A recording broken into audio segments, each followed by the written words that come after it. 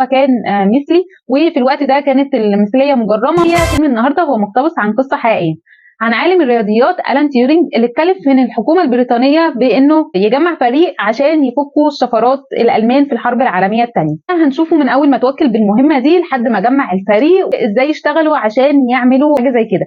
بنستعرض حياته أثناء المهمة دي وبعدها شوية، بس بنعدي عليها بسرعة لأن حياته كانت حزينة شوية، لأن هو كان مثلي، وفي الوقت ده كانت المثلية مجرمة. هو اتحاكم بسبب الموضوع ده. الفيلم اللي بتكلم عليه هو فيلم ذا إيميتيشن جيم، وهو من انتاج 2014. الفيلم كان ليه صيت كبير قوي لان هو فيلم من الافلام الجميله فعلا، بعيدا عن فكره ان البطل مثل الجنس. ترشح ل8 جوائز اوسكار. لو تخطيت النقطه دي هتستمتع بفيلم حلو بيتكلم عن واحد كان ليه دور فعلا هو والفريق بتاعه في ان هم يعملوا تغيير في اثناء الحرب العالميه الثانيه. ما تقلقش، هو ما فيهوش مشاهد كده او كده، هتحاول تستمتع بالفيلم بعيدا عن اي حاجه تاني. بس كده، سلام.